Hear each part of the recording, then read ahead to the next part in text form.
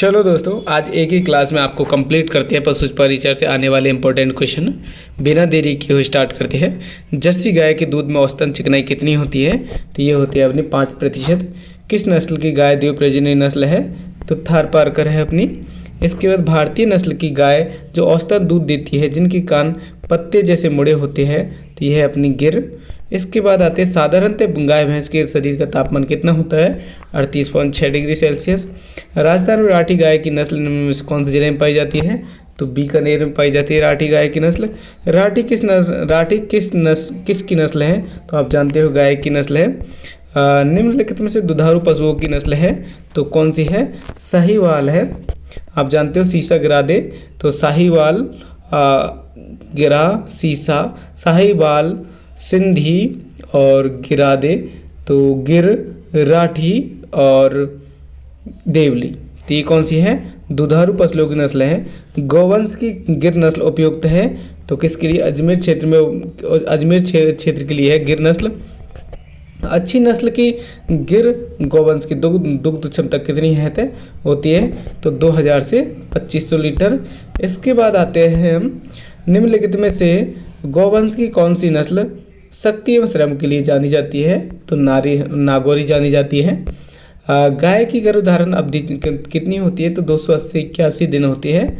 270 दिया है तो 270 ठीक है। गाय के दूध का पीला रंग किसके कारण होता है? कैरोटीन के कारण होता है। राजस्थान में गाय की कौन सी नस्ल कर्षण के प्रयोजन के लिए उपयुक्त होती है? तो नागौरी। नेक्स्ट क्वेश्चन 14वां, गौवंश की कौन सी नस्ल द्विप्रजननीय नस्ल है? तो यह है अपनी द्विप्रजननीय नस्ल है हरियाणवी और थारपारकर। नेक्स्ट, किस जानवर के मांस को बीफ कहते हैं? तो गाय के और गाय के बछड़े को बील कहते हैं मांस को। और गाय की कौन सी नस्ल श्रम कार्य के लिए उपयुक्त है? तो नागौरी। नेक्स्ट क्वेश्चन, निम्न में से कौन सी विदेशी गाय की नस्ल है? तो जर्सी। गाय की सबसे अधिक दूध देने वाली भारतीय नस्ल है साहीवाल। गाय की द्विप्रजननीय नस्ल है तो गाय की द्विप्रजननीय नस्ल कौन सी है? थारपारकर। निम्नलिखित में से कौन सी गाय की सबसे भारी नस्ल है? तो हॉलिस्टन फ्रीजियन। निम्नलिखित में से कौन सी गाय की नस्ल मूल स्थान भारत नहीं है? तो अपन जानते हैं जर्सी का नहीं, जर्सी द्विभैंस का। हीप कॉपर को कहा जाता है, तो हीप कॉपर को कहा जाता है पहले प्रसव से पहले युवा मादा मवेशी को हीप कॉपर कहा जाता है। हीपर कहा जाता है किसको? पहले प्रसव से पहले युवा मादा मवेशी को क्या कहा जाता है? हीपर कहा जाता है। इसके बाद आते हैं, गाय की हॉलिस्टन फ्रीजियन नस्ल का उत्पत्ति स्थान कौन सा है? हॉलैंड है। हॉलिस्टन फ्रीजियन का कौन सा है? हॉलैंड है। मवेशियों में गुणसूत्रों की संख्या कितनी होती है? तो ये होती है 60। गाय में कितनी होती है? 60। इसके बाद मवेशियों के मलाशय का तापमान और नाड़ी दर और श्वसन दर का सामान्य मान कितना होता है? तो हम जानते हैं मवेशियों का, बोले तो गाय का कितना होता है? 101.6 फ़ारेनहाइट तो तापमान होता है, और इसका नाड़ी दर होता है कितना? 60 प्रति मिनट, और श्वसन दर होती है 10 प्रति मिनट। ये होता है। आगे मवेशियों का बोला है, तो वैसे एग्जैक्ट तो नहीं है, लेकिन माना है तो माना है, जेईटी में आया हुआ है। तो चलो नेक्स्ट क्वेश्चन पे। इतना ही होता है, 106 ही होता है, 101.6 और 60 प्रति मिनट। आगे, थारपारकर नस्ल निम्न में से किसकी होती है? तो गाय की होती है। गाय की गिर नस्ल मुख्यतः पाई जाती है तो राजस्थान और गुजरात में। निम्न में से कौन सी दुधारू गाय की नस्ल नहीं है? तो नागौरी नहीं है। इसके बाद में आते हैं, गिर नागौरी किसकी है? तो नागौरी आप जानते हो किसकी है। गिर गाय का उत्पत्ति स्थान कौन सा है? तो यह है अपना गुजरात। मालवी नस्ल का उत्पत्ति स्थान कौन सा है? तो यह मध्य प्रदेश। निम्न में से सर्वाधिक दूध देने वाली गाय की नस्ल कौन सी है? हॉलिस्टन फ्रीजियन। दोस्तों, हम स्पीड में करेंगे सारे क्वेश्चनों को ताकि टाइम कम से कम लगे। निम्न विदेशी नस्लों में से किस नस्ल के दूध में सर्वाधिक ज़्यादा वसा होती है? तो ये होती है अपनी जर्सी में सबसे ज़्यादा दूध देने वाली में वसा। क्यों? हॉलिस्टन फ्रीजियन में कम होती है, ब्राउन फिश में भी कम होती है, रेड डेनियल में कम होती है। दोहरे उद्देश्य वाली गाय की नस्ल है कौन सी? तो दोहरे उद्देश्य वाली नस्ल है अपनी की थारपारकर। सर्वाधिक सवाई चाल में तेज दौड़ने वाली बैल होते हैं, तो ये किसके होते हैं? सवाई चाल के लिए नागौरी नस्ल के। इसके बाद गाय के दूध में वसा का प्रतिशत कितना होता है? तो 4.14%। नेक्स्ट क्वेश्चन पे आते हैं। गाय की भारतीय नस्ल है, तो ये अपनी कौन सी है? करनस्वेज भारतीय नस्ल है, करनस्वेज। साहिवाल ब्राउन बिस ये नहीं है, तो कौन सी है? करनस्वेज।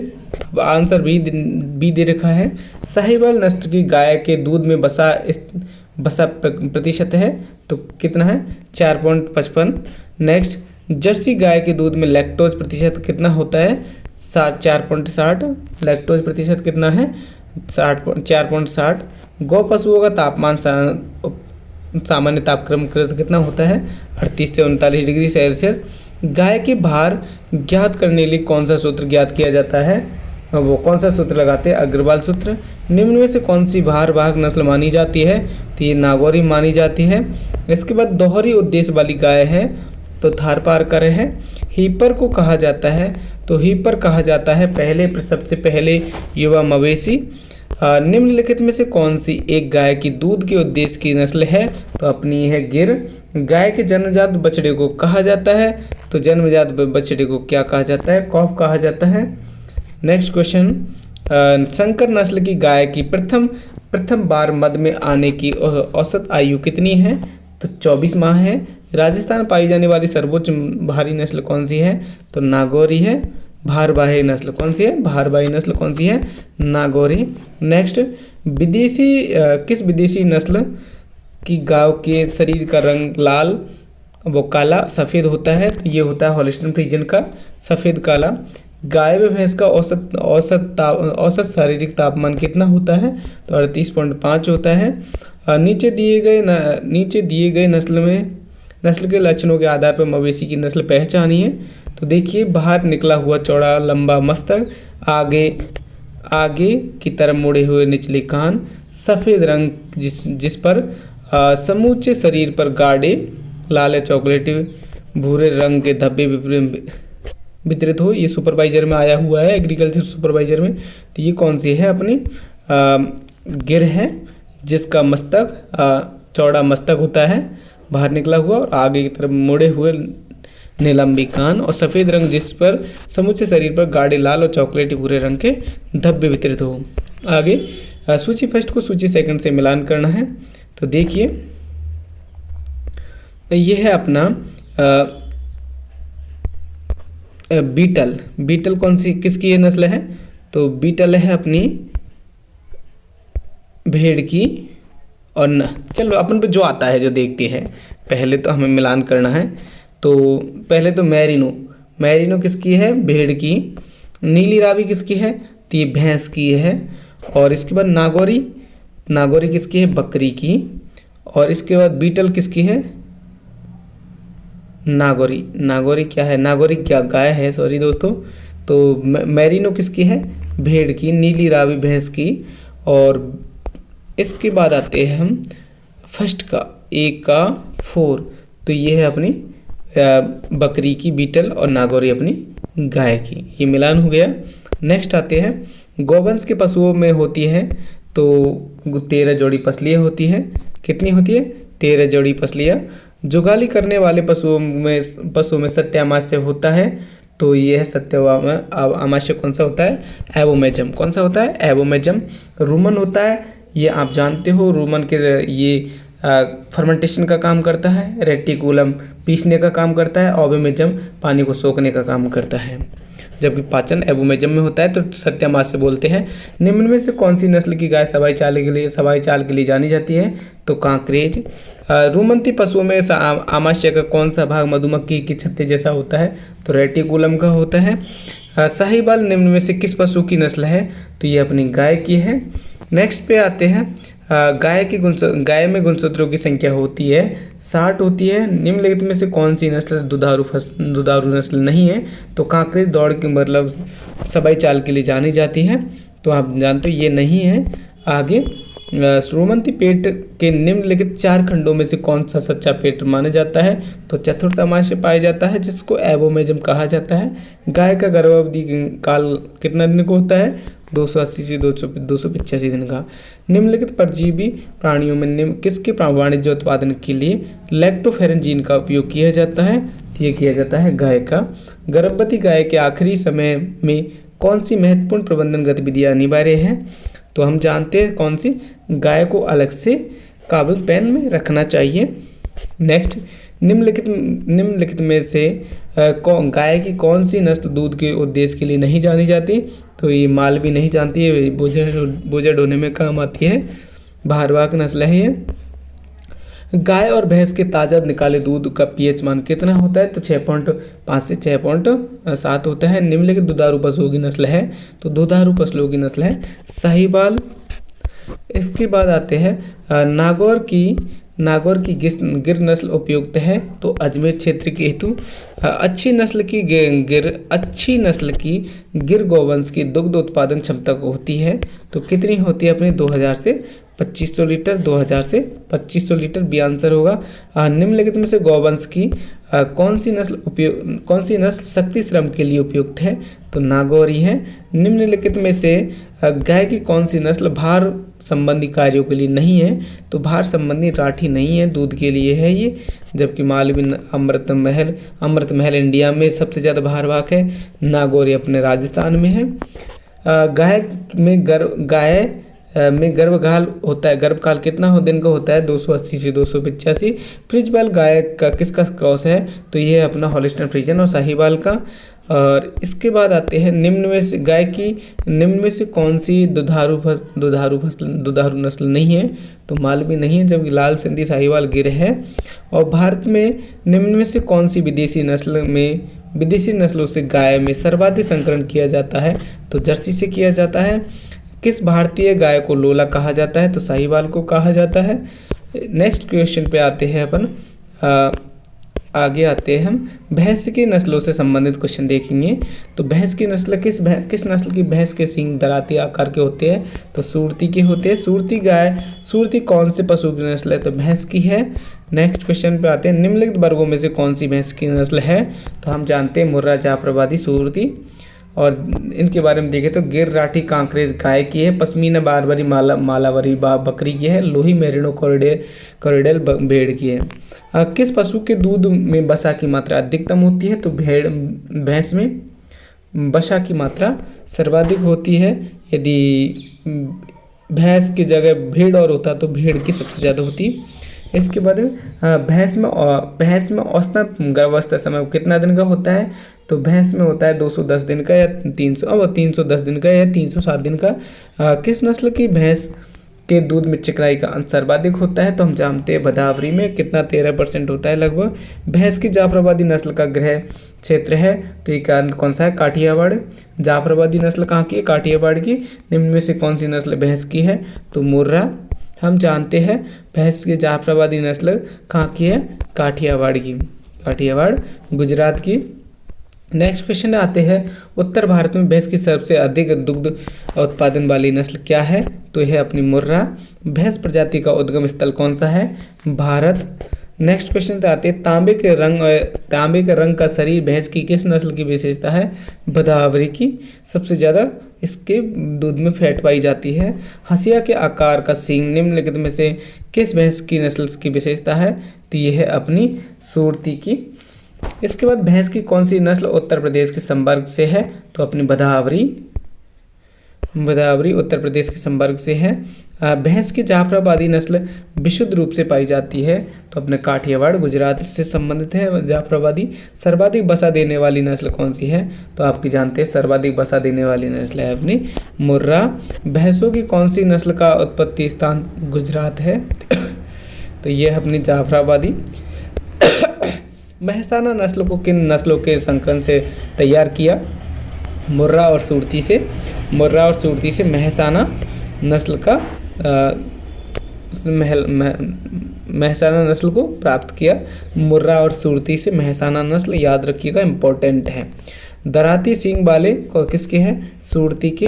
किस नस्ल की भैंस के सिर पर टीका होता है? तो नीली रावी के सिर पर टीका होता है। भैंस की सुरती नस्ल का मूल स्थान कौन सा है? तो हम जानते हैं गुजरात है। नेक्स्ट आते हैं, कौन सी भैंस के सींग छोटे और जलेबी के आकार के होते हैं? तो मुर्रा के होते हैं। भैंस की किस नस्ल का उद्गम स्थल उत्तर प्रदेश है? तो तराई का। आगे, भैंस में श्वसन की गति कितनी होती है? तो 15 से 20 प्रति मिनट होती है। भैंस के मांस का क्या नाम से पुकारा जाता है? तो करा बीफ के नाम से जाना जाता है। नीली रावी भैंस का उद्गम स्थल है तो कौन सा है? फिरोजपुर। कौन सा है? फिरोजपुर। वसा की मात्रा भैंस की किस नस्ल में सर्वाधिक पाई जाती है? तो भदावरी में पाई जाती है। भदावरी में पाई जाती है। भैंस की सबसे ज़्यादा कौन सी नस्ल है जिसमें वसा पाई जाती है? भदावरी में। इसके बाद कौन सी भैंस की नस्ल है?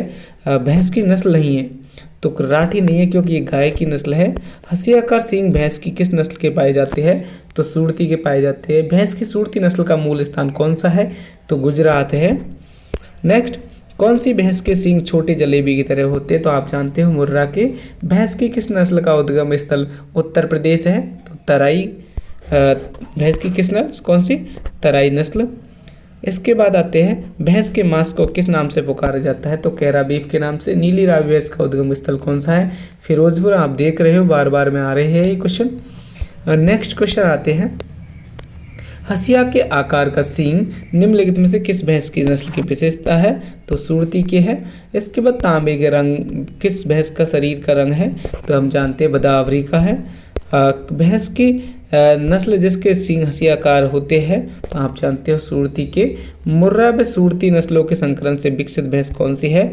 तो आप जानते हो मेहसाना। मुर्रा और सुरती के नस्लों से कौन सी है? मेहसाना। याद रखिएगा, बहुत इंपॉर्टेंट है। निम्नलिखित में से कौन सी भैंस की नस्लें और उसका निवास स्थान सुमेलित नहीं है? तो भदावरी का महाराष्ट्र नहीं है, आप जानते हो। जाफरबादी का गुजरात है। नीली रावी का पंजाब। मुर्रा हरियाणा की है। आगे, स्वाम भैंसों और बाटर भैंसों में क्या अंतर है? स्वाम भैंसों और बाटर भैंसों में तो ये अपने गुणसूत्र के हिसाब से अंतर है। नेक्स्ट क्वेश्चन पे आते हैं। नेक्स्ट क्वेश्चन है अपना, भैंस की किस प्रजाति में त्वचा का रंग तांबे जैसा होता है? तो ये अपना होता है भदावरी में। भैंस में सामान्यतः गर्भावधि कितने दिन की होती है? तो 310 दिन की होती है। गाय और भैंस के ताज़ा निकाले गए दूध का पीएच मान कितना होता है? 6.5 से 6.4। निम्नलिखित में से भैंस की कौन सी नस्ल उत्तर प्रदेश से उत्पन्न होती है? तो ये होती है अपनी भदावरी, उत्तर प्रदेश से उत्पन्न हुई नस्ल है। अजमेर जिले की भैंस पालन हेतु नस्ल की सिफारिश की जाती है तो ये अपनी मुर्रा की। आगे आते हैं, भैंस के औसत गर्भावस्था कितने दिन का होता है? 310 दिन का। नेक्स्ट, मुर्रा और सुरती नस्ल की भैंस के संकरण से उत्पन्न नस्ल कौन सी है? तो मेहसाना है। भैंस की निम्नलिखित नस्लों में से वसा की मात्रा सर्वाधिक किस में होती है? तो ये होती है भदावरी में। नेक्स्ट क्वेश्चन आते हैं अपना, हो गया भारत में पाई जाने वाली निम्नलिखित में से किस श्रेणी में आती है? तो भारत में पाई जाने वाली भैंस जो किस श्रेणी में आती है? नदी भैंस की श्रेणी में आती है। भारतवर्ष में भैंसों की प्रचलित नस्ल कौन सी है? तो कौन सी है अपनी? मुर्रा है। कौन सी है? मुर्रा है। विश्व का पहला IVF भैंस का बछड़ा जो NDRI करनाल में पैदा हुआ वो है अपना प्रथम। IVF भैंस का बछड़ा जो NDIR करनाल में हुआ तो विश्व का पहला IVF जो कहाँ पे? प्रथम था। ये किस नाम से था? प्रथम नाम से था। आगे आते हैं, निम्न में से बकरी की नस्लों से संबंधित क्वेश्चन देखेंगे। तो निम्न में से कौन सी प्रजाति बकरी की नहीं है? तो बकरवाल नहीं है, जबकि बारबरी कश्मीरी बीटल है तो बकरवाल नहीं है। बकरवाल किसकी है? भेड़ की है। सिरोही किस नस्ल की नस्ल है? तो सिरोही है अपनी बकरी की। नेक्स्ट क्वेश्चन पे आते हैं, लटकते कान, रोमन नाक, छोटे समतल सींग, अयन, बड़ा अयन और तथा लंबे थन किस बकरी की नस्ल की मुख्य विशेषता है? तो जमुनापरी के क्या? लंबे लटकते कान, रोमन नाक, छोटे समतल सींग, बड़ा अयन तथा लंबे थन किस बकरी की नस्ल है? जमुनापरी की। नेक्स्ट, बकरी के रोमन नाक दिखावटी वाली नस्ल कौन सी है? तो जमुनापरी। पश्मीना नस्ल है, तो पश्मीना नस्ल बकरी की है। नेक्स्ट क्वेश्चन पे आते हैं हम। टॉगनबर्ग, टॉगनबर्ग एक विदेशी नस्ल है किसकी? बकरी की। निम्न में से बकरी की विदेशी नस्ल है कौन सी? टॉगनबर्ग। किप्रा हिटमस वैज्ञानिक नाम किसका है? तो ये है अपना बकरी का। बकरी के वयस्क नर को कहा जाता है तो बक कहा जाता है। नेक्स्ट, बकरी की गुणसूत्रों की संख्या कितनी होती है? तो 60 होती है। बकरी की गुणसूत्रों की संख्या कितनी? 60 होती है। इसके बाद बकरी की तोता मुख दिखावटी वाला नस्ल कौन सी है? तो जमुनापरी है।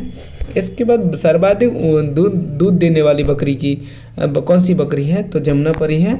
बकरी के मांस को क्या कहा जाता है? तो चेवड़ कहा जाता है। बकरी की झकराना नस्ल का उद्गम स्थल कौन सा है? तो मेवात है। बकरी का औसत गर्भकाल कितने दिन का होता है? 148 से 156 दिन का होता है। भारत में बकरी की बड़ी में मैजेस्टिक नस्ल कौन सी है? जमुनापरी। बकरी की झकराना नस्ल में ऊन दूध देने का समय कितने दिनों का होता है? तो ये अपना 180 से 200 दिन का होता है। बकरी की झकराना नस्ल में दूध देने का समय कितने दिन का? 180 से 200। बारबरी नस्ल की यौवन उम्र कितनी है? तो 9 से 10 माह की बकरी यौवन के रूप में हो जाती है। इसके बाद आते हैं नेक्स्ट, भारत में बकरियों की सबसे बड़ी नस्ल कौन सी है? तो जमुनापरी है। राष्ट्रीय बकरी अनुसंधान संस्थान कहाँ है? तो मखदूम में है। कहाँ पे? मखदूम में। मथुरा में राष्ट्रीय बकरी अनुसंधान। बकरी के मांस को कहा जाता है तो ये चेवन कहा जाता है। बकरी की जखराना नस्ल का उद्गम स्थल कौन सा है? तो मेवात है। कहाँ? मेवात है जखराना नस्ल। बकरी की औसत गर्भकाल कितने दिन का होता है? तो 148 से 156 दिन का होता है। भारत में बकरी की बड़ी और मैजेस्टिक नस्ल कौन सी है? जमुनापरी है। बकरी की झकराना नस्ल में दूध देने का समय कितने दिनों का होता है? तो 180 से 200 दिन का होता है। बारबरी नस्ल की यौवन उम्र कितनी है? 9 से 10 माह है। निम्नलिखित में से बकरी की विदेशी नस्ल कौन सी है? टॉगनबर्ग है। बकरी की औसत मध्यचक्र की अवधि कितनी होती है? 21 दिन होती है हीटिंग पीरियड की। निम्नलिखित में से कौन सी बकरी की नस्ल सबसे कम शारीरिक वजन वाली होती है? तो बारबरी होती है। बकरी की औसत श्वसन गति कितनी होती है? तो 12 से 20 प्रति मिनट होती है। नेक्स्ट क्वेश्चन आते हैं, बकरी का गर्भकाल कितना होता है? तो 155 दिन का होता है। बकरी कैप्रा हिटमस के नाम से जाना जाता है। हिटमस या हिरकस आदि नामों से जाना जाता है। इसके बाद सिरोही किस पशु की नस्ल है? तो यह अपनी बकरी की सिरोही। बकरी की असली जमुनापरी नस्ल किस राज्य में मिलती है? तो ये मिलती है उत्तर प्रदेश में जमुनापरी। नेक्स्ट क्वेश्चन पे आ जाते हैं, भारत में बकरी की नस्ल से पश्मीना ऊन प्राप्त की जाती है। तो चंगथंगी एक बकरी की नस्ल है, उससे पश्मीना नस्ल प्राप्त की जाती है। मारवाड़ी किसकी नस्ल है? तो बकरी की, ऊँट की, घोड़ा की है, तीनों की। बकरी की निम्न में से कौन सी नस्ल सबसे बड़ी है? तो जमुनापरी है। निम्न में से बकरी की नस्ल है तो बीटल है। कौन सी है? बीटल है। नेक्स्ट आते हैं, नेक्स्ट क्वेश्चन हम देखते हैं भेड़ों के बारे में। तो केंद्रीय भेड़ और ऊन अनुसंधान संस्थान कहाँ पे है? अबीकानगर टोंक में, राजस्थान में। मगरा, मालपुरा व चौकला नस्ल की भेड़ कौन से इलाके में पाई जाती है? तो राजस्थान में पाई जाती है। मगरा, मालपुरा, चौकला। भेड़ का पालन किया जाता है, तो भेड़ का पालन किया जाता है ऊन व मांस के लिए। निम्न में से कौन सी भेड़ की प्रजाति अच्छी मात्रा में दूध देती है? तो ये मारवाड़ी। नेक्स्ट आते हैं, भेड़ की इन नस्लों में से कौन सी नस्ल राजस्थान के उदयपुर क्षेत्र में बड़े पैमाने पर पाई जाती है? तो सोनाड़ी। नेक्स्ट क्वेश्चन पे आते हैं, राजस्थान की सबसे फाइन कारपेट ऊन पैदा करने वाली भेड़ की नस्ल है? तो जैसलमेरी। भेड़ की किस नस्ल को राजस्थानी की मेरिनो कहा जाता है? तो चौकड़ा भेड़ को कहा जाता है। भेड़ के समूह को कहा जाता है तो फ्लॉक कहा जाता है। अभिशान भेड़ कितनी नस्लों का क्रॉस है? तो अभिशान भेड़ अपनी 3 भेड़ों का क्रॉस है। निम्न में से भेड़ की किस नस्ल को राजस्थान की मेरिनो कहा जाता है? तो चौकला भेड़ को कहा जाता है। केंद्रीय भेड़ और ऊन अनुसंधान संस्थान कहाँ है? तो अबीकानगर टोंक में है। नेक्स्ट क्वेश्चन पे आते हैं, अपना 12वां क्वेश्चन है, विश्व की सबसे लोकप्रिय भेड़ की ऊन कौन सी है? तो विश्व की पूछा है तो मेरिनो जो स्पेन की है। कौन सी भेड़ की नस्ल भारत की सरताज कहा जाती है? तो भारत की सरताज कही जाती है अपनी नेल्लोर भेड़। सबसे ऊंची लंबी भेड़ है कौन सी? नेल्लोर भेड़। निम्न में से सर्वाधिक वसा पाई जाती है भेड़ में? 7.9। उच्चतम गलीचा ऊन भेड़ की किस नस्ल में प्राप्त की जाती है? सोनाड़ी से। परजीवी का म्यूजियम किसे कहा जाता है? तो भेड़ को कहा जाता है, परजीवियों का म्यूजियम कहा जाता है। विश्व प्रसिद्ध अंगोरा ऊन किससे प्राप्त की जाती है? तो अंगोरा ऊन प्राप्त की जाती है खरगोश से। केंद्रीय भेड़ और ऊंट अनुसंधान संस्थान किस राज्य में स्थित है? तो यह है अपना राजस्थान में। निम्न में से कौन सी भेड़ की नस्ल उदयपुर संभाग में व्याप्त रूप से पाई जाती है? तो ये पाई जाती है सोनाड़ी। अभिकालीन भेड़ की नस्ल तैयार की जाती है तो ये मालपुरा व रेव्यूलेट। अभिकालीन भेड़ की नस्ल तैयार किससे की जाती है? मालपुरा रेव्यूलेट से की जाती है। अभिकालीन भेड़ किससे? मालपुरा और रेव्यूलेट से, याद रखिएगा। नेक्स्ट, मेरिनो विदेशी नस्ल की भेड़ किस देश की है? तो ये है अपनी स्पेन की। मेरिनो कहाँ की है? स्पेन की। भेड़ के मध्यचक्र की अवधि कितनी होती है? 17 दिन होती है लगभग में, 16.5 दिन। भेड़ की वैज्ञानिक नाम कौन सा है? तो कैपरा हिरकस। भेड़ का, ये बकरी का है, ये क्या है? Ovis aries. कौन सा है? Ovis aries. भेड़ का वैज्ञानिक नाम क्या है? Ovis aries. क्या नाम है? Ovis Eris. रोमन नाक भेड़ की किस नस्ल की में पाई जाती है? तो ये चौकला में पाई जाती है। भेड़ों के समूह को क्या कहा जाता है? फ्लॉक कहा जाता है। मांस वाली नस्लों में गर्भकाल के दिन होते हैं तो ये होते हैं 145 से 148 दिन। गद्दी भेड़ का दूसरा नाम है भद्रवाह है। क्या नाम है? भद्रवाह है। भेड़ों के समागम की प्रक्रिया क्या कहलाती है? टपिंग कहते हैं। क्या कहते हैं? टपिंग कहते हैं। भेड़ों के समागम की क्रिया क्या कहलाती है? टपिंग कहते हैं। अभिकालीन नस्ल है तो ये भेड़ की है। मेरिनो विदेशी नस्ल की भेड़ किस देश में? स्पेन में। आगे, विश्व की सबसे लोकप्रिय ऊनी भेड़ कौन सी है? तो मेरिनो है। विश्व की सबसे लोकप्रिय ऊनी भेड़ की नस्ल कौन सी है? मेरिनो। राजस्थान में भेड़ की सबसे अच्छी नस्ल कौन सी है? तो चौकला है। विदेशी भेड़ की नस्ल मेरिनो की उत्पत्ति कहाँ है? स्पेन। भेड़ की संकर नस्ल अभिवस्त्र किसका संकरण है? तो अभी आपने देखा रामब्यूलेट एंड चौकला का क्रॉस है। नेक्स्ट आते हैं, नेक्स्ट क्वेश्चन, चौकला नस्ल की भेड़ें राजस्थान के किन जिलों में मिलती है? तो अपने सीकर और झुंझुनू में मिलती है। केंद्रीय भेड़ और ऊन अनुसंधान संस्थान का सेंट्रल सिव वुल्फ रिसर्च इंस्टीट्यूट का मुख्यालय कहाँ पे है? बीकानेर राजस्थान में। भेड़ के द्विगुणित गुणसूत्र की संख्या कितनी होती है? तो 60 होती है। नेक्स्ट क्वेश्चन, कितनी होती है? 54 होती है। कितनी होती है? 54। भेड़ की द्विगुणित गुणसूत्र की संख्या कितनी होती है? 54। भेड़ के गर्भकाल की औसत अवधि कितनी है? 145 दिन है। निम्नलिखित में से भेड़ की कौन सी नस्ल बेहतरीन ऊन का उत्पादन करती है? तो ये करती है अपनी चौकला। गद्दी किस पशु की नस्ल है? तो गद्दी भेड़ की नस्ल है। भेड़ की कौन सी नस्ल कालीन ऊन उत्पादन के लिए प्रसिद्ध है? तो कालीन ऊन के लिए पाई जाती है अपनी चौकला। निम्नलिखित में से कौन सी भेड़ की नस्ल भारत के उत्तर पश्चिमी शुष्क अर्धशुष्क क्षेत्र में पाई जाती है? ये अपनी चौकला। भेड़ की मेरिनो नस्ल पाई जाती है तो बारीक ऊन हेतु नस्ल है ये मेरिनो। आगे के निम्न ऊँट की नस्लों से संबंधित क्वेश्चन देखेंगे। निम्न में से किस जानवर को रेगिस्तान का जहाज कहा जाता है? ऊँट को कहा जाता है। प्रजनन के उपयोग में आने वाले नर घोड़े को क्या कहा जाता है? तो स्टेलियन कहा जाता है। क्या कहा जाता है? स्टेलियन कहा जाता है। भारत में पाई जाने वाली ऊँट की कुबड़ युक्त अरेबियन प्रजाति को सामान्यतः कहा जाता है तो डोमेड्री कहा जाता है। क्या कहा जाता है? डोमेड्री कहा जाता है। ऊँट की कुबड़ युक्त अरेबियन प्रजाति को क्या कहा जाता है? डोमेड्री। आगे, एक गैर जुगाली करने वाले जानवर का करने वाला कौन सा है? तो घोड़ा है। भेड़ गाय बकरी जुगाली करती है तो घोड़ा नहीं करता जुगाली। एक कुबड़ वाले भारतीय ऊँट का प्राणी शास्त्रीय नाम क्या है? तो कैमल्स डेमोडेरियस, जबकि 2 वाले कैमल बैक्ट्रियनस। याद रखिएगा, बैक्ट्रियनस होता है तो 2 कुबड़ वाला होता है। नर ऊँट कितने वर्ष में परिपक्व हो जाता है? तो 5 वर्ष में परिपक्व हो जाता है। पशुओं में स्यूडो रूमेंट कौन सा है? तो स्यूडो रूमेंट है अपना ऊँट है। स्यूडो रूमेंट कौन सा है?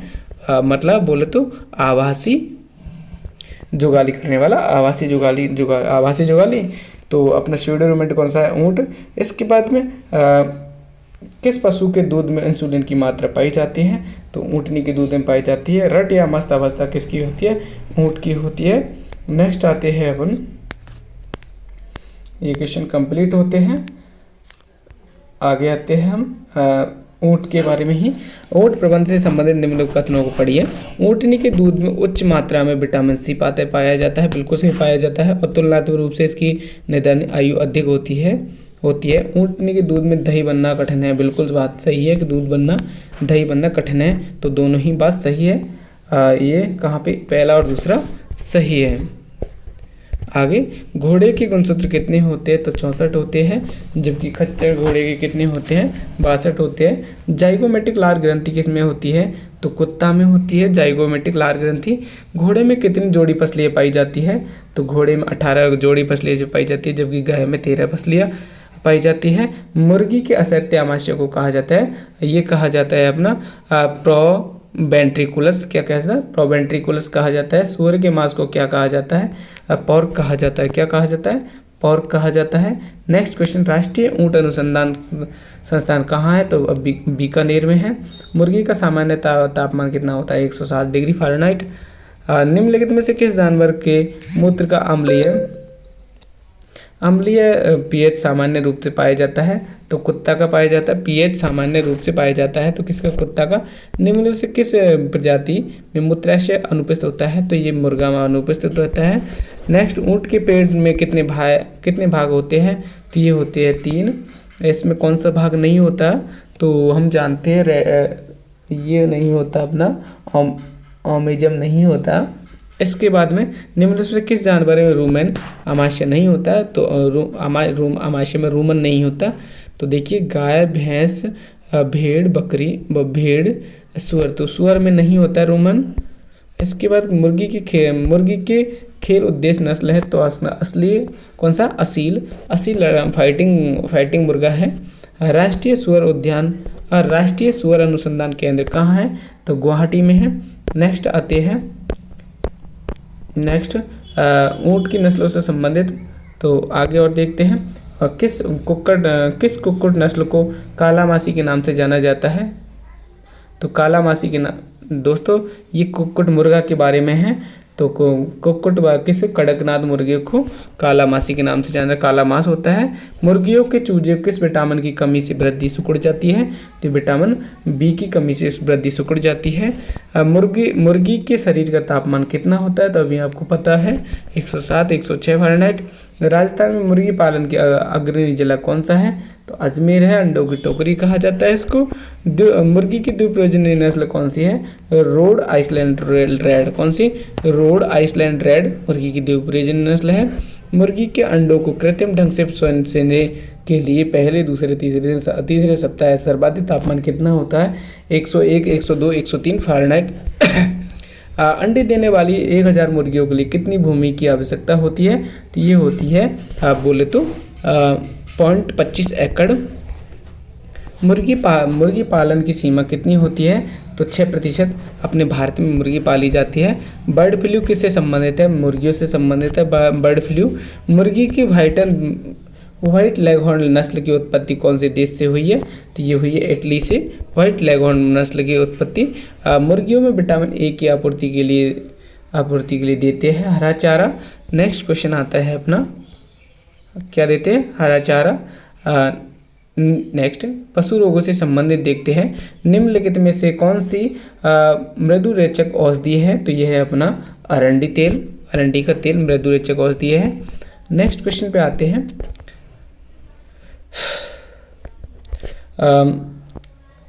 को रोगाणुनाशक की तरह पशु चिकित्सा में काम लिया जाता है। तो बोरिक एसिड को रोगाणुनाशक के काम में लिया जाता है इसको। नेक्स्ट क्वेश्चन पे आते हैं। पशुओं में अरंडी के तेल का प्रयोग किस रूप में किया जाता है? तो अरंडी का तेल दस्तावर के रूप में किया जाता है।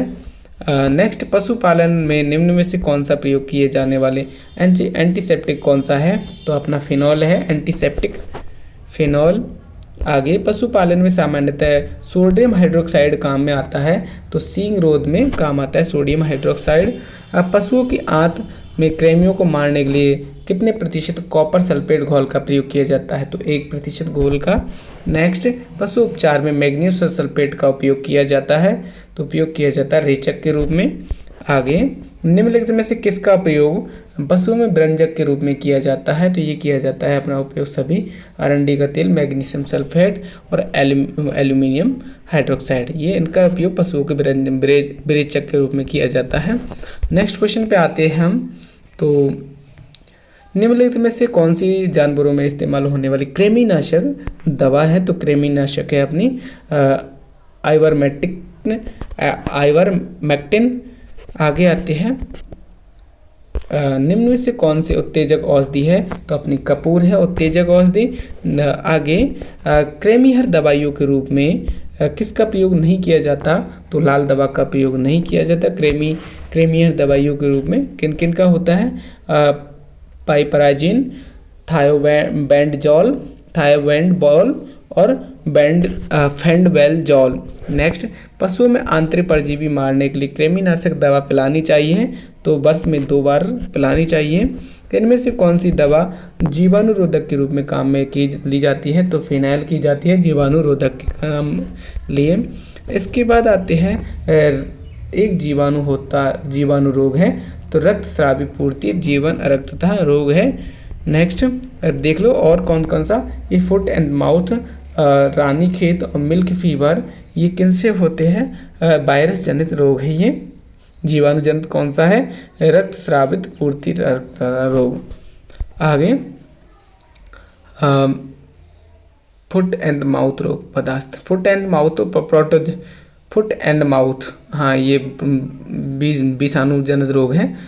आगे, पशुओं के द्वारा कौन से रोग का संचरण होता है, तो बेबियोसिस, पशुओं के द्वारा कौन से रोग का संरक्षण होता है, बेबियोसिस द्वारा, बेबियोसिस का। आगे, निम्नलिखित से कौन सा कथन कुक्कुट हैजा के संदर्भ में उचित नहीं है, तो उचित नहीं है वो देखना है केवल। तो देखिए, कुक्कुट हैजा तो हम जानते हैं जीवाणु होता है, जबकि ये विषाणु दे रखा है। बाकी सही कौन सा है, सभी कुक्कुट के वर्गों को प्रभावित करता है हैजा। यह संक्रामक रोग है और ये संभावित पक्षी कांपते और खांसी करते और छींकते हैं और इन्हें सांस लेने में कठिनाई होती है हैजा में, तो ये जीवाणु जनित रोग है, याद रखिएगा। आंसर 4 होगा। टीकाकरण द्वारा रोग से कौन से रोग की रोकथाम की जा सकती है, तो की जाती है ब्लैक क्वार्टर, तो इसकी टीकाकरण द्वारा रोग के उपचार की जाती है। सूची फर्स्ट को सूची सेकंड से मिलान करना है, तो देख लीजिए, मिलान करिए। फर्स्ट का थर्ड, तो फर्स्ट का थर्ड देख लीजिए कहाँ कहाँ है, तो फर्स्ट का थर्ड करिए मिलान। फर्स्ट का थर्ड, पदस्थ रोग, मुख के छाले होते हैं। इसके बाद बी का फोर्थ, मेस्टाइटिस रोग, गर्म सूजे दर्द करने थन। इसके बाद मैरिक रोग, तो मैरिक रोग है फर्स्ट, यह है एक टांग का अग्रवर्ती विस्तार। और आगे कीटोसिस, तो कीटोसिस क्या है, जानवर गोला बनाते हुए चलता है, कीटोसिस में। आगे आते हैं सूची फर्स्ट को सूची सेकंड से, तो देखिए मिलान करिए, आंसर देख लीजिए, आप मिलान कर लीजिए। नेक्स्ट चलते हैं, ऐसे क्वेश्चन मुश्किल है इसमें, तो कृषि पर्यवेक्षक में तो फिर भी आ जाते हैं। पशु परिचर है, खुरपका मुँहपका खुरपका रोग है, तो यह संसर्ग रोग है। आगे, निम्न में से किसका प्रयोग पशुओं में विरेचक के रूप में करते हैं, तो ये करते हैं अपने अरंडी का तेल, मैग्नीशियम सल्फेट, एल्यूमिनियम हाइड्रोक्साइड, तो ये उपरोक्त सभी का। आगे, पशुओं के कुक्कुट में किस रोग को न्यूकैस्टल डिसीज के नाम से जाना जाता है, तो रानीखेत को जाना जाता है। कुक्कुट के किस रोग को न्यूकैस्टल डिसीज के नाम जाता है, रानीखेत को। आगे, निम्नलिखित दवाओं में से कौन सी जानवरों में इस्तेमाल होने वाली कृमिनाशक दवा है, तो यह है अपनी आइवरमेक्टिन। कौन सी, आइवरमेक्टिन। नेक्स्ट आते हैं अपन, किस बीमारी में पशु का पोस्टमार्टम नहीं किया जाता, तो एंथ्रेक्स में नहीं किया जाता। दूध में स्ट्रिप टेस्ट द्वारा किस बीमारी का पता लगाया जाता है? तो मैस्टाइटिस का पता लगाया जाता है। नेक्स्ट, पशु में गलघोंटू बीमारी का प्रमुख कारण है? तो जीवाणु है। नेक्स्ट, दूध बुखार बीमारी का कारण है? उपापचयी। पशु में FMD बोले तो फुट एंड माउथ डिसीज बीमारी का कारण है? तो विषाणु है। इसके बाद में दूध बुखार बीमारी किसके कारण होती है? उपापचयी क्रिया के द्वारा, याद रखिएगा। एंथ्रेक्स रोग है, तो एंथ्रेक्स रोग किससे होता है? जीवाणु से। पशुओं में थनैला रोग क्या है? तो थनैला रोग बैक्टीरिया के कारण से होता है। थनैला रोग बैक्टीरिया के कारण से, बोले तो वायरस के कारण से, बैक्टीरिया मतलब जीवाणु के कारण से। थनैला रोग जीवाणु के कारण से। पशुओं में पैचिस का प्रमुख कारण क्या है? तो पशुओं में पैचिस का मुख्य कारण है प्रोटोजोआ। किस पशु के आहार में विषाक्त पदार्थ गॉसिपॉल पाया जाता है? तो ये पाया जाता है अपना बिनोला में। निम्न में से कौन सा उत्तेजक औषधि है? तो कपूर है। नेक्स्ट क्वेश्चन, निम्न में से कौन सा विषाणु जनित रोग नहीं है? तो अतिसार नहीं है, जबकि चेचक, रानीखेत और निमोनिया विषाणु जनित रोग है। चेचक, रानीखेत, निमोनिया विषाणु जनित रोग है, जबकि अतिसार मतलब ये विषाणु जनित नहीं है। रानीखेत रोग संबंधित है, तो ये अपने कुक्कुट से है, मुर्गियों में होता है। कृमि हर दवा के रूप में निम्नलिखित दवाओं में से किसका प्रयोग नहीं किया जाता? तो पारपराजीन का नहीं किया जाता कृमि हर दवाओं के लिए। तो किसका प्रयोग जाता है? पोटेशियम परमैंगनेट, थायोबेंडेजोल और फेनबेंडेजोल का प्रयोग किया जाता है। नेक्स्ट क्वेश्चन आते हैं, ट्रॉकर कैन्यूला किस रोग से संबंधित है? तो यह टिम्पेनाइटिस रोग से है। टिम्पेनाइटिस एक रोग है, तो यह फफूंद जनित रोग है। टिम्पेनाइटिस रोग किससे संबंधित? आहार जनित रोग है। टिम्पेनाइटिस रोग कौन सा है? आहार जनित, आफरा बोले तो। इसके बाद कुक्कुट पॉक्स जनित है, तो कुक्कुट है अपना विषाणु जनित रोग। पशु में आंतरिक परजीवी मारने के लिए कृमि नाशक दवा पिलानी चाहिए, तो कितनी? वर्ष में 2 बार पिलानी चाहिए। कौन सी बीमारी मुर्गियों में की जाती है? मुर्गियों में होती है रानीखेत। नेक्स्ट क्वेश्चन आता है, दूध बुखार किसकी कमी से होता है? तो दूध बुखार होता है अपना किसकी कमी से? कैल्शियम की कमी से, याद रखिएगा। किस बीमारी के बचाव के टीके लगाए जाते हैं? तो ये HS के लिए लगाए जाते हैं। किस बचाव के टीके? HS मतलब गलघोंटू के लगाए जाते हैं। आगे, इनमें से कौन सी दवा पशुओं में विरेचक के रूप में कार्य करती है? तो अरंडई का तिल विरेचक के रूप में कार्य करता है। आगे, इनमें से कौन सी दवा जीवाणु रोधक के रूप में काम में ली जाती है? तो कपूर जीवाणु रोधक के रूप में काम में ली जाती है। एक दिन के मुर्गी के चूजों को कौन सी बीमारी के टीके लगाए जाते हैं? तो रानीखेत के लगाए जाते हैं। एक दिन की मुर्गी की चूजे को कौन सी बीमारी के टीके लगाए जाते हैं? रानीखेत के। नीला तोता का उपयोग पशुओं में किस कार्य के लिए किया जाता है? तो ये किया जाता है कृमिनाशक के रूप में। कृमिनाशक के लिए नीला तोता का उपयोग। WHO द्वारा पशु प्लेग उन्मूलन कब घोषित किया गया था? 8 अगस्त 2011 को। नेक्स्ट क्वेश्चन आते हैं, मुर्गियों में फाउल पॉक्स व्याधि बचाव हेतु टीकाकरण की सही उम्र है? तो यह अपना 8 से 10 सप्ताह है। मुर्गियों में फाउल पॉक्स व्याधि बचाव के लिए टीकाकरण की उम्र है 8 से 10 सप्ताह। पशुओं में एंथ्रेक्स रोग का लक्षण है, तो यह आकस्मिक मृत्यु। पशुओं में चेचक का रोग का कारण है, तो यह अपने चेचक का कारण है विषाणु। पशुओं में HS रोग का कारण है, कारक है, तो ये कारक है अपना पास्चुरेला माल्टोसिडा। पास्चुरेला माल्टोसिडा HS रोग का कारण है। जल प्रदूषण से होने वाला रोग कौन सा है? तो FMD है, फाउथ एंड माउथ एंड डिसीज। निम्नलिखित से कौन सा विषाणु जनित रोग नहीं है? तो निमोनिया नहीं है, विषाणु जनित रोग नहीं है निमोनिया। आगे, रानीखेत रोग है। रानीखेत रोग अपन मुर्गियों से संबंधित, कुक्कुट से। आफरा एक रोग है, तो आप जानते हो आहार जनित रोग है, ये ज़्यादा अन्न खवाने से होता है। कुक्कुट पॉक्स जनित रोग कौन सा है? तो यह है विषाणु जनित रोग, कुक्कुट पॉक्स। पशुओं में आंतरिक परजीवी मारने के लिए कृमिनाशक दवा पिलानी चाहिए, तो वर्ष में 2 बार। आगे, पशुओं में पेचिस का प्रमुख कारण कौन सा है? तो प्रोटोजोआ है। पेचिश का प्रमुख कारण क्या है? प्रोटोजोआ। निम्न में से कौन सी उत्तेजक औषधि है? तो अपनी है ये कपूर, उत्तेजक औषधि। नेक्स्ट आते हैं अपन क्वेश्चन पे 61 क्वेश्चन। एक एंथ्रेक्स रोग का कारण है, तो एंथ्रेक्स है अपना जीवाणुजनित रोग जिसमें सभी बाह्य अंगों से ब्लड आने लगता है। पशुओं में थनैला रोग का क्या कारण है? तो बैक्टीरिया है। किस कारण से? बैक्टीरिया मतलब जीवाणुजनित रोग है। गाय की एक बीमारी जो विषाणुजनित होती है वह खुरपका मुंहपका। इसमें गाय में गलघोंटू का टीकाकरण कौन से महीने में लगता है? तो मई के महीने में लगता है गलघोंटू का, मई जून में। कैल्शियम की कमी से कौन सा रोग होता है? तो अपना कैल्शियम की कमी से होता है दुग्ध ज्वर। बोले तो कैल्शियम की कमी होने से दुग्ध ज्वर रोग हो जाता है।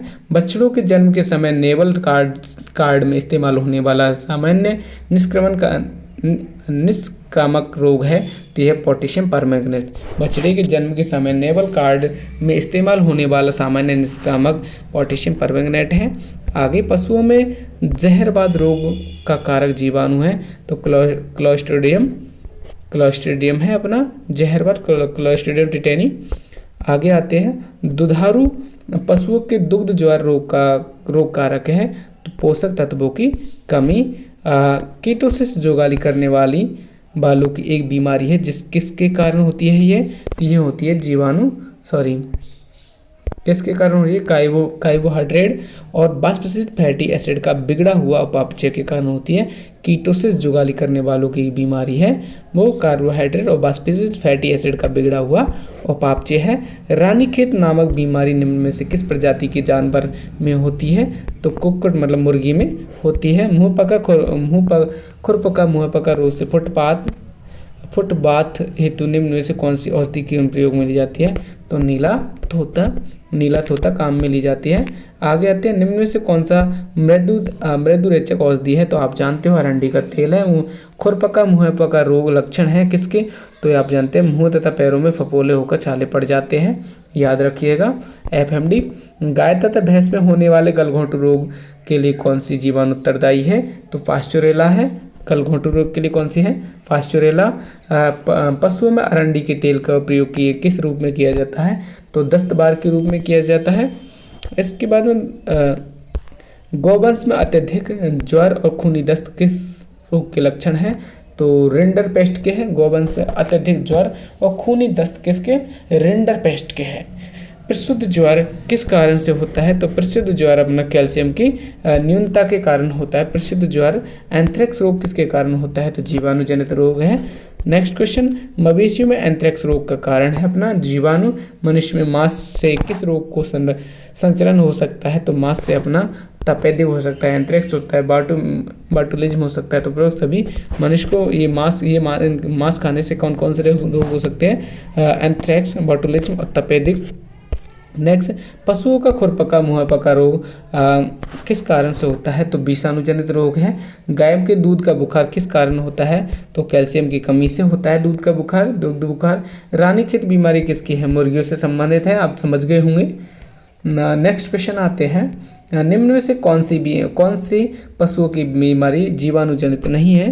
तो ये है अपना रिंडरपेस्ट नहीं है, जबकि एंथ्रेक्स, ब्लैक क्वार्टर और HS बोले तो HS हीमोरेजिक सेप्टिमेसिया और एंथ्रेक्स, ब्लैक क्वार्टर जीवाणुजनित रोग है ये सब, जबकि रिंडरपेस्ट विषाणुजनित रोग है। बर्ड फ्लू किससे संबंधित है? मुर्गियों से संबंधित है। खुरपका रोग मुंहपका रोग किससे संबंधित है? तो खुरपका मुंहपका अपना विषाणुजनित रोग है। आगे आते हैं, इनमें से कौन सी बीमारी जीवाणुजनित बीमारी नहीं है? तो आप जानते हो कौन सा नहीं है? ये जीवाणुजनित खुरपका मुंहपका वायरस जनित रोग है।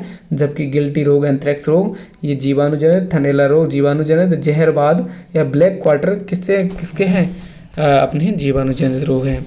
रानीखेत बीमारी किससे संबंधित है? तो मुर्गियों से संबंधित है। पशुओं में रिंडरपेस्ट डिसीज किससे मिलती है? तो ये मिलती है अपनी विषाणु से। रिंडरपेस्ट डिसीज किससे मिलती है? विषाणु से। वह कौन सा ज्वर है जिसमें गाय भैंस के शरीर का तापमान कम हो जाता है? तो ये है अपना मिल्क फीवर है, तो ये कैल्शियम की कमी से होता है। दुधारू पशुओं के जीवाणुओं के कारण कौन सा रोग होता है? तो गलघोंटू रोग होता है। दुधारू पशुओं में जीवाणुओं के कारण कौन सा? गलघोंटू, जबकि ये वायरस जनित रोग है। खुरपका मुंहपका और पशु प्लेग और ये रक्त न्यूमोनिया। आगे, पशुओं में आंत में कृमियों को मारने के लिए कितने प्रतिशत के कॉपर सल्फेट का घोल दिया जाता है? तो 1% का। कितना? 1% का। आगे, निम्न में से विटामिन में से कौन सा एक प्रतिरक्ति स्रावी है? तो यह अपना विटामिन के। कौन सा है? विटामिन के। ब्लड को बहने से रोकता है विटामिन के। आगे आते हैं हम नेक्स्ट क्वेश्चन। निम्न पशु रोगों को उनके एजेंटों के साथ मिलान कीजिए। तो ये आप मिलान करिए। देखिए अपना है ट्यूबरकुलोसिस किससे संबंधित है? ट्यूबरकुलोसिस बैक्टीरिया से संबंधित है ये। और राउंड वॉर्म ये अपना इलमिंथिस परजीवी है। और अपना थिलेरियोसिस किससे संबंधित है? तो बैक्टीरिया से संबंधित है। नेक्स्ट क्वेश्चन आते हैं गो पशु और भैंसों में होने वाले ब्रुसेलोसिस बीमारी के संबंध में कौन सा कथन सही नहीं है? तो ये अपना यह गो पशु और भैंसों की प्रजनन प्रणाली की बीमारी है। यह गो पशु और भैंसों की प्रजनन प्रणाली की बीमारी है। गो पशु और भैंसों में होने वाले ब्रुसेलोसिस बीमारी संबंध कौन सा कथन है? यह गो पशु और भैंसों की प्रजनन प्रणाली है। नेक्स्ट, शरीर की वह सामान्य क्षमता जो उससे किसी रोग विशेष से लड़ने की शक्ति प्रदान करती है उसे क्या कहते हैं हम बताइए? तो ये इम्यूनिटी कहते हैं। इम्यूनिटी सिस्टम तगड़ा है तो मतलब कोई भी बीमारी नहीं आएगी। इसके बाद रतौंधी रोग किसकी कमी से होता है? तो विटामिन ई की कमी से। घेंगा रोग किसकी कमी से होता है? आयोडीन की कमी से। नेक्स्ट, गंभीर टिम्पैनी में पशु की मौत हो जाती है तो ये अपना होता है श्वसन क्रिया बंद होने से, हृदय के कार्य न करने से और टॉक्सेमिया से। तो प्रयोग सभी हो जाएगा। आंसर इसका क्या हो जाएगा? सभी आंसर हो जाएगा। गंभीर टिम्पैनी। आगे, कॉप्रोफेजिया से तात्पर्य है। तो कॉप्रोफेजिया किससे संबंधित है? पशु द्वारा स्वयं का या अन्य पशु को गोबर खाना कैप्रोफेजिया है। क्या है? कैप्रोफेजिया। याद रखिएगा, पशु द्वारा स्वयं का या अन्य पशु को गोबर खाना कैप्रोफेजिया है। आगे, पास्चुरेला मल्टासेडा कारक है। तो ये अपना गलघोंटू का गर्भपात होना लक्षण है। तो ये किसका है? ब्रुसेलोसिस का है। किसका है? गर्भपात हो जाता है किसी जानवर का तो उसमें कौन सी बीमारी है? ब्रुसेलोसिस। कौन सी है? ब्रुसेलोसिस। आगे, ब्रुसेलोसिस याद रखिएगा। रेड वाटर रोग है तो रेड वाटर है अपना बेबिसियोसिस। कौन सा है? बेबियोसिस। बाह्य परजीवी को मारने हेतु प्रयुक्त दवा को किस पशु द्वारा चाटने से होने वाली विषाक्त है? तो ये अपना आर्सेनिक विषाक्त। कौन सी है? आर्सेनिक विषाक्त। बाह्य परजीवी को मारने हेतु प्रयुक्त दवा को किसी पशु द्वारा चाटने से होने वाली विषाक्त क्या है? आर्सेनिक विषाक्त। नेक्स्ट, सर्रा रोग का कारक है। तो सर्रा रोग ऊँटों में पाया जाता है। ये और किसका कारक है? ट्रेपनोसोमा एवानसी। सब सर्रा रोग का कारक कौन सा है? ट्रेपनोसोमा एवानसी। कौन सा? ट्रेपनोसोमा एवानसी सर्रा रोग का कारक। आगे, मिल्क फीवर रोग है। तो मिल्क फीवर रोग किससे है? तो आप जानते हो ये अपना मिल्क फीवर रोग है, मेटाबॉलिक रोग है। कैसा रोग है? मेटाबॉलिक रोग है ये। आगे, उपापचय मतलब बोले तो गौवंश में नजल ग्रेनुलोमा रोग के इलाज हेतु अधिक काम में लिए जाने वाली औषधि कौन सी है? तो टार्टर है। Tartar emetic.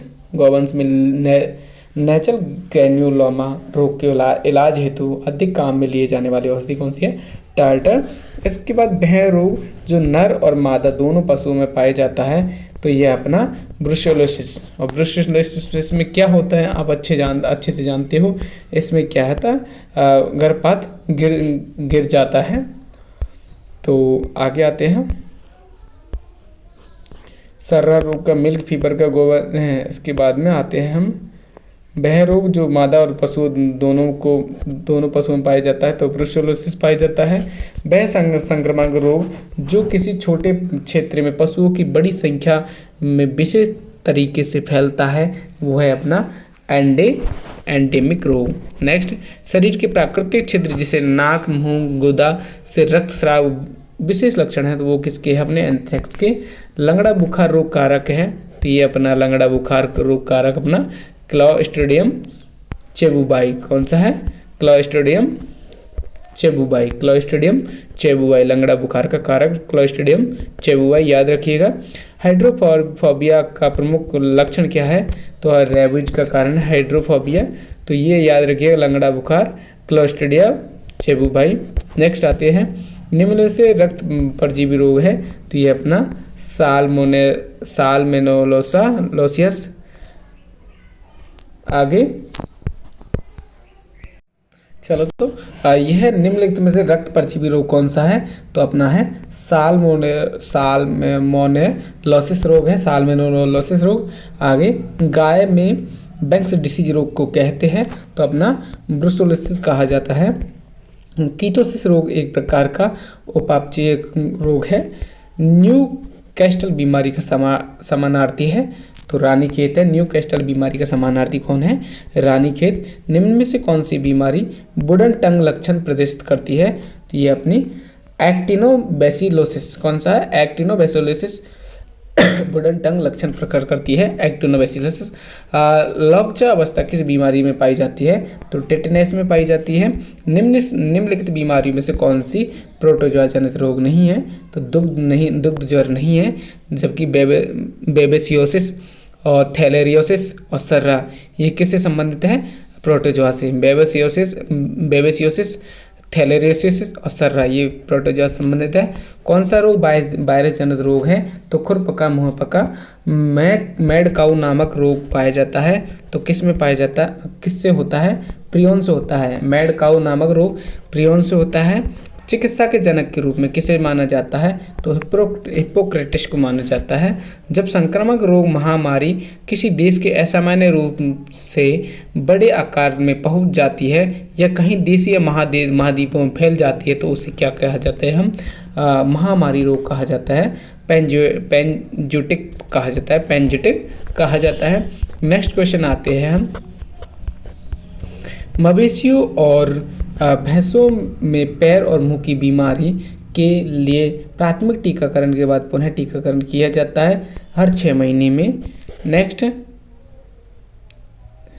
रेबीज वायरस आमतौर पर संक्रामक लार के माध्यम से होता है। रक्तस्रावी सेप्टिमिया जीवाणु के कारण होता है। खुरपका मुंहपका का रोग का कारक है अपना कौन सा है? तो विषाणु के कारण होता है। पाई का रोग होता है, खनिजों की कमी से होता है पाई का रोग। ग्रास टेटनी रोग है, तो ये अपना है मैग्नीशियम की कमी से। ग्रास टेटनी रोग कौन सा है? मैग्नीशियम की कमी से। ब्लैक क्वार्टर रोग किस पशु की बीमारी है? तो ऊँट की है, सॉरी सर्रा रोग है ऊँट का। तो कौन सा? ब्लैक क्वार्टर किसकी है? गौवंश की है, गौवंश की, भेड़ की, बकरी की, तो ये 3 की है। ब्लैक क्वार्टर रोग। सर्रा रोग किसकी है? तो ऊँट की है। गुमबोरा नामक बीमारी किस में पाई जाती है? तो ये अपना पाई जाती है मुर्गी में। नेक्स्ट क्वेश्चन, मवेशियों में FMD एक क्या है? वायरस से फैलने वाला रोग है। नेक्स्ट, रानीखेत एक कैसा है? विषाणु जनित रोग है। मवेशियों में रिंडरपेस्ट व्याधि की उष्मायन अवधि कितने दिनों की होती है? तो ये होती है 3 से 7 दिन की। नेक्स्ट क्वेश्चन पे आते हैं हम, डेयरी विज्ञान से संबंधित इम्पोर्टेंट क्वेश्चन। किस पशु से पूर्ण दूध दोहन प्रक्रिया पूर्ण करने में कितना समय लगता है? तो किसी पशु से पूर्ण दूध दोहन में लगा समय कितना है? 7 मिनट का, 5 से 7 मिनट का दोस्तों। तो इसमें क्या माना है? 5 मिनट माना है। इसके बाद में डेयरी उद्योग में दुग्ध प्रोटीन की सांद्रता के निम्नलिखित में से कौन सी झिल्ली पृथक्करण तकनीकी में सबसे उपयुक्त है? तो अल्ट्रा फिल्ट्रेशन। कौन सी है? Ultra filtration. किस चीज़ को? डेयरी उद्योग में दुग्ध प्रोटीन की सांद्रता के लिए निम्न में से अल्ट्रा फिल्ट्रेशन तकनीकी काम में ली जाती है। नेक्स्ट क्वेश्चन पे आते हैं हम, तो यह राष्ट्रीय डेयरी विकास बोर्ड का मुख्यालय कहाँ पे है? तो राष्ट्रीय डेयरी विकास बोर्ड का आनंद गुजरात में है। निम्न में से कौन सा राज्य भारत के अंडे के उत्पादन के लिए जाना जाता है? तो ये अपना महाराष्ट्र जाना जाता है। आगे, सॉरी अरे आंध्र प्रदेश जाना जाता है अंडे उत्पादन के लिए, जबकि मुर्गी उत्पादन के लिए तमिलनाडु जाना जाता है। तो कौन सा अंडे उत्पादन के लिए? आंध्र प्रदेश। कौन सा? आंध्र प्रदेश, ध्यान याद रखिएगा। डेयरी राष्ट्रीय डेयरी अनुसंधान संस्थान कहाँ है? तो करनाल, हरियाणा में। निम्न में से किस उत्पादन में प्रोटीन की मात्रा सबसे अधिक होती है? तो ये अपने प्रोटीन की मात्रा किस में होती है? मांस में होती है। नेक्स्ट क्वेश्चन, गाय के दूध में लैक्टोज को कहा जाता है? तो कहा जाता है दुग्ध शर्करा कहा जाता है लैक्टोज को। गाय के दूध में पीलापन किसके कारण होता है? कैरोटीन के कारण। इसके बाद आते हैं इसको दुग्ध शर्करा भी कहा जाता है। तो किसको कहा जाता है? लैक्टोज को कहा जाता है। गर्भर विधि में वसा प्रतिशत ज्ञात करने के लिए दूध की कितनी मात्रा उपयुक्त होती है? तो गर्भर विधि में कितनी? 10.75 ml प्रयुक्त होती है। कितनी? 10.75 ml। दूध निकालने की सर्वोत्तम विधि कौन सी है? तो मुट्ठी मारकर विधि। गर्भर विधि का उपयोग परीक्षण हेतु करते हैं, तो ये करते हैं अपना बसा के परीक्षण के लिए गर्भर विधि का प्रयोग करते हैं। और दूध कितना लेते हैं? 10.75 ml। आगे, गाय की दुग्ध स्राव में होता है अपना खून। दुग्ध स्राव में होता है, तो स्राव में क्या होता है? दुग्ध स्राव में अपना खून होता है। आगे, दूध में किस तत्व की कमी पाई जाती है? तो किसकी? लोहे तत्व की कमी पाई जाती है। दूध में किस तत्व की? लोहे की कमी पाई जाती है। आगे, ताजे दूध का पीएच मान कितना होता है? तो ये होता है 6.7 वो 6.7 अम्लीय होता है। सर्वप्रथम नवजात बछड़े का पिलाना क्या है ये? तो खीस पिलाया जाता है। निम्न में से दूध प्रोटीन है अपना, तो कौन सा है? कैसीन प्रोटीन दूध में पाया जाता है। दूध के उत्पादन में भारत का स्थान कौन सा है? तो पहला है। गाय के दूध का पीला रंग किसके कारण होता है? तो कैरोटीन के कारण होता है। क्लोस्ट्रम में क्या भरपूर मात्रा में पाया जाता है? तो विटामिन ए पाया जाता है। ब्यूरोमीटर का उपयोग किसके मापन में किया जाता है? तो ये दूध की चिकनाई का अंश ब्यूटीरोमीटर का प्रयोग किसके मापन में किया जाता है? तो ये दूध की चिकनाई के अंश को मापन में किया जाता है, ब्यूटीरोमीटर। आगे, पूर्णतः गाय से बने खोआ में प्रोटीन की प्रतिशत मात्रा कितनी है? तो लगभग 20% है।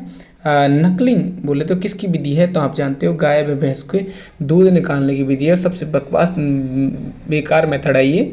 दूध के निम्न उत्पादों में कौन से उत्पाद में वसा की मात्रा सबसे ज़्यादा होती है? तो ये अपनी होती है वसा की मात्रा घी में लगभग 99.50% से, मतलब 99+ होती है, 99+। निम्न में से कौन से डेयरी उत्पादन को बनाने के लिए रेनेट का उपयोग किया जाता है? तो ये अपना पनीर है। रेनेट पनीर से कौन से डेयरी उत्पाद बनाने के लिए रेनेट का उपयोग? तो रेनेट का उपयोग पनीर बनाने के लिए उपयोग किया जाता है। आगे देखते हैं नेक्स्ट क्वेश्चन। तो ये अपना सूची फर्स्ट, सूची सेकंड है, और इसमें करना क्या है? तो आप मिलान कर लीजिए दोस्तों। नेक्स्ट, दूध का दोहना ये अपना क्या कितने टाइम में होता है? 6 से 7 मिनट में। आगे, भारत में 2020 दोस्तों ऐसा मत सोचना उस क्वेश्चन को छोड़ के आया, उसमें क्या है कि एक पेज पे अलग था, एक पेज पे अलग था, तो उसको मिलान करना मुश्किल था ना थोड़ा सा। तो भारत में 2020-21 में प्रति व्यक्ति दूध की उपलब्धता कितनी है? तो 444 प्रति व्यक्ति ml। इसके बाद आते हैं, तो ये 2020-21 की बात है, अब तो ज़्यादा हो गई है। नेक्स्ट, सूची फर्स्ट को सूची सेकंड से आप मिलान कर लीजिए दोस्तों। ये टाइम लगता है और टाइम वाला क्वेश्चन में नहीं लेता। गर्भर टेस्ट का उपयोग किया जाता है, तो अपना दूध में वसा का प्रतिशत ज्ञात करने के लिए गर्भर टेस्ट दूध में वसा का प्रतिशत ज्ञात करने के लिए। खीस के बारे में निम्नलिखित से कौन सा कथन सत्य नहीं है? तो ये अपना खीस को शरीर से 20% भार से में 20% दर से देना चाहिए। कितना? सही नहीं है। तो दोस्तों 20% नहीं है, 10% होना चाहिए। कितना होना चाहिए? 10% होना चाहिए। खीस को नवजात पशुओं के जन्म के बाद आधे से 2 घंटे के अंदर देना चाहिए। खीस विरेचक के रूप में कार्य करता है और खीस में विटामिन ए भरपूर होता है। बिल्कुल सही है।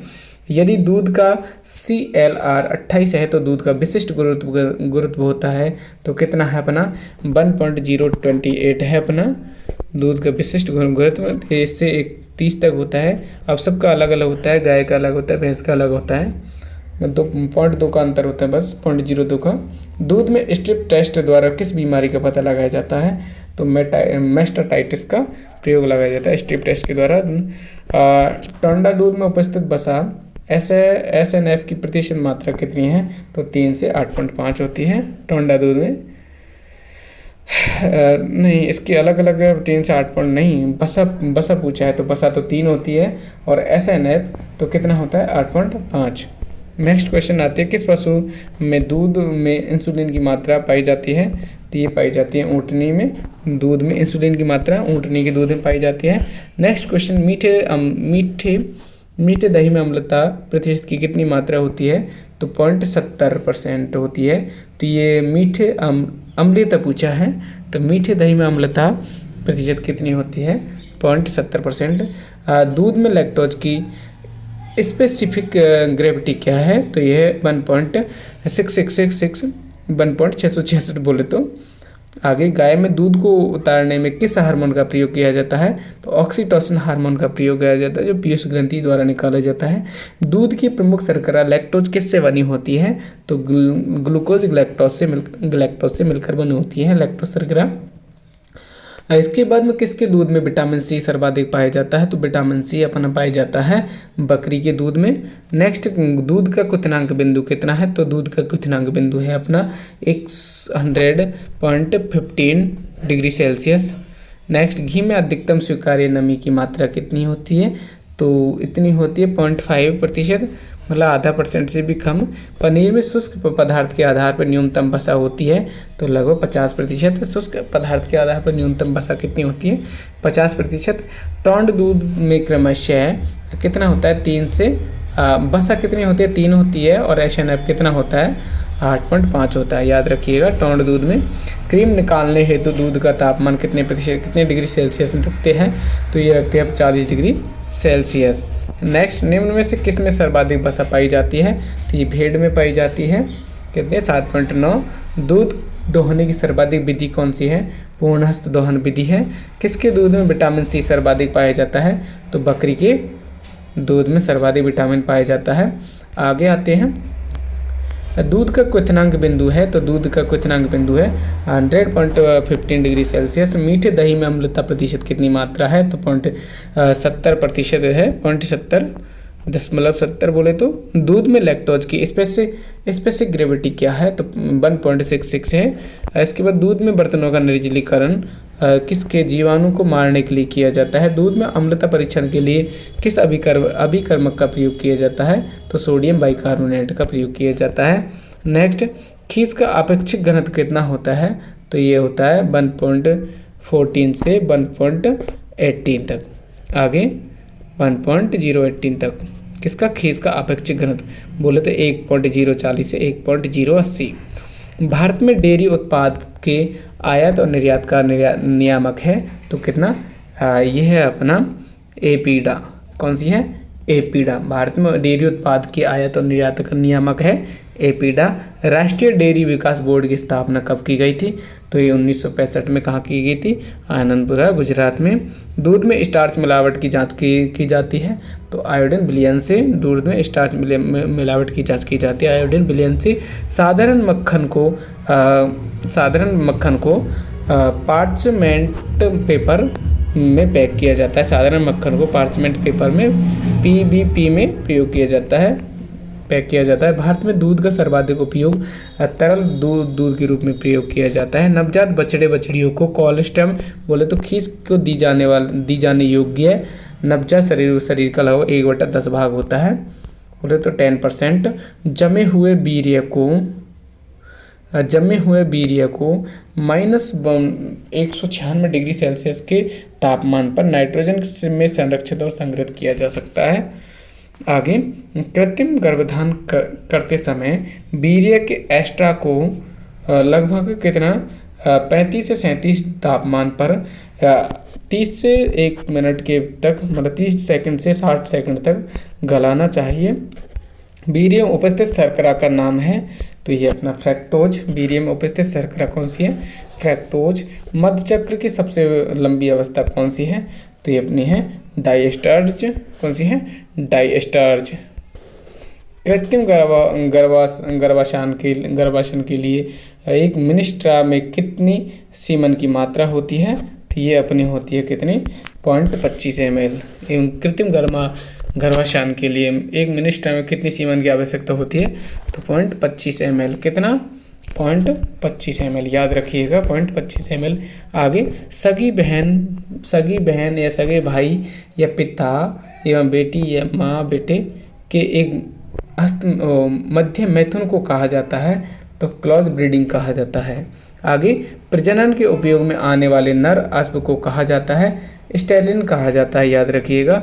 पशु में प्रजनन किस प्रकार का होता है? तो ये होता है उपयोग सभी कृत्रिम भी होता है, भ्रूण प्रोत्साहन भी होता है, प्राकृतिक प्रजनन भी होता है।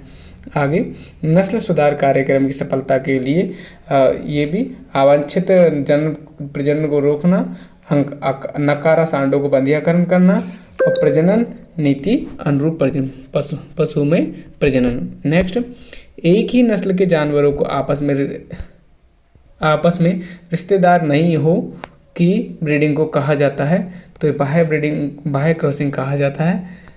आगे नेक्स्ट क्वेश्चन आते हैं, सगे भाई बहनों में प्रजनन निम्न में से क्या कहलाता है? तो ये कहलाता है अपना क्रॉस प्रजनन। नेक्स्ट, कौन सी प्रजनन पद्धति से नई नस्ल पैदा की जाती है? तो ये अपनी क्रॉस ब्रीडिंग से। निकट संबंधी पशुओं के बीच होने वाले प्रजनन को कहा जाता है? तो अंतः प्रजनन। एक ही नस्ल से संबंध पशुओं के बीच संगम के लिए किस शब्द का प्रयोग किया जाता है? तो बहिःसंकरण। आगे LSA में आया हुआ क्वेश्चन है ये। तो देखिए, वह अवधि जब जनन ग्रंथियों के अंतःस्रावी और युग्मकीय कार्य सबसे पहले उस बिंदु तक विकसित हुए जहाँ प्रजनन संभव है, तो उसे कहते हैं यौवनारंभ। नेक्स्ट क्वेश्चन कितने पेज और बचे हैं? अभी तो 3 पेज बचे हैं। देखिए, गोगामेडी पशु मेला कहाँ भरता है? तो ये अपना मेलों से संबंधित है। तो गोगामेडी पशु मेला भरता है अपना हनुमानगढ़ जिले में। राजस्थान में सबसे बड़ा राज्य स्तरीय पशु मेला कौन सा है? पुष्कर है अजमेर में। महाशिवरात्रि पशु मेला करौली में भरता है। नेक्स्ट, राजस्थान के कितने राज्य पशु मेले आयोजित किए जाते हैं? तो 10। राजस्थान में कितने राज्य पशु मेले? तो 10। गोमती सागर पशु मेला कहाँ भरता है? झालरापाटन झालावाड़ में। नेक्स्ट क्वेश्चन आते हैं, पशुओं की आयु ज्ञात करने में सबसे अच्छा तरीका कौन सा है? तो यह है अपना दांतों द्वारा। नेक्स्ट, पशु की आयु का निर्धारण करने के लिए निम्नलिखित में से कौन सी विधि सर्वोत्तम है? तो दांतों द्वारा। वयस्क गाय का दांत स्थायी दंत सूत्र कौन सा है? तो अपना है ये पहला, देख लीजिए कौन सा है। गाय की भार ज्ञात करने के लिए कौन सा सूत्र लगाते हैं? तो अग्रवाल सूत्र। गाय की बछड़े का पहला छबर्ण जोड़ा कहलाता है। तो 6 माह का होता है तब कब निकलता है? 6 माह का होता है तब। यदि ऊँट में 4 स्थायी कृतनाक दांत हो तो उम्र होगी लगभग 2 वर्ष। गाय भेड़ बकरी के कृतनक दांत होते हैं निचले जबड़े में। पशुओं में आयु का अनुमान लगाया जाता है तो दांतों से। नेक्स्ट, विश्व में सर्वाधिक गौ जातीय जनसंख्या वाला देश कौन सा है? तो ब्राज़ील है। नेक्स्ट, 19वीं पशुगणना के अनुसार भारत में दुधारू गाय और भैंसों की आबादी थी, तो ये थी अपनी 75.25 मिलियन। ये 2018 का 19वीं पशुगणना पूछा है। राजस्थान में पशुपालन के अग्रणी जिला है, तो यह अपना अजमेर। नेक्स्ट क्वेश्चन, संपूर्ण देश में किसकी जनसंख्या में राजस्थान का सबसे बड़ा हिस्सा है? तो यह अपना भेड़ का। किसका? भेड़ का। नेक्स्ट क्वेश्चन आते हैं, देश में पशुधन की कुल जनसंख्या कितनी है? तो यह है अपनी 525 मिलियन। अभी करंट वाला है। नवीनतम पशुधन गणना के अनुसार भारत के सभी राज्यों में बकरी की आबादी में राजस्थान का स्थान कौन सा है? तो प्रथम है। नेक्स्ट क्वेश्चन, पशुधन गणना 2007 के अनुसार राजस्थान में प्रति वर्ग किलोमीटर पशुधन संपदा कितनी है? तो 266। नेक्स्ट, राजस्थान के किस पशु की गणना पिछले वर्षों में से बढ़ोतरी हुई है? तो ये हुई है बकरी में। भारत के किस राज्य में ऊँटों की सर्वाधिक संख्या है? तो ये है अपनी राजस्थान में। नेक्स्ट, पशु गणना 2012 के अनुसार राजस्थान में बकरी वंश की कुल संख्या कितनी है? तो ये है अपनी 2.16 करोड़ बकरी की। पशु गणना 2012 की बार थी, तो उसमें 19वीं पशु गणना थी 2012 की। अब तो कौन सी हो गई आपको पता है अच्छे से। नेक्स्ट, कितने प्रतिशत भारत में है? विश्व की कुल गाय की संख्या है, तो उसमें कितने प्रतिशत भारत में है? तो भारत में कुल 14% है। पशु गणना 2012 के अनुसार राजस्थान में भारत के कुल ऊँटों की का प्रतिशत कितना है? तो अपना है 82%। वो भारत रखता है, भारत का राजस्थान में कितना है? 82%। आगे, पशु गणना 2012 के अनुसार सर्वाधिक गौवंश है, तो उदयपुर जिले में। नेक्स्ट, भारत में विश्व की 50% से अधिक भैंसें की आबादी है। कितनी भैंसों की कितनी है? तो 50% से अधिक है भारत में विश्व की। 20वीं पशु गणना के अनुसार राजस्थान में बकरियों की संख्या कितनी है? तो ये है अपनी बकरियों की संख्या 20.84 मिलियन। कितनी है बकरियों की संख्या? 20.84 मिलियन। बोले तो 2 करोड़ और 8,40,000 लगभग। नेक्स्ट, भारत में पशुओं की गणना कितने वर्ष के अंतराल में की जाती है? तो ये की जाती है अपनी 5 वर्ष के अंतराल में। नेक्स्ट क्वेश्चन आते हैं। तो दोस्तों यहाँ पे हमारे ये कंप्लीट होते हैं, पूरी उत्कर्ष क्लासेज की पूरी कंप्लीट कर दी हमने ये किताब, जितने भी क्वेश्चन थे उसमें। तो याद रखिएगा दोस्तों, आपको अच्छा लगे तो कमेंट ज़रूर करें। मिलते हैं अगली वीडियो में।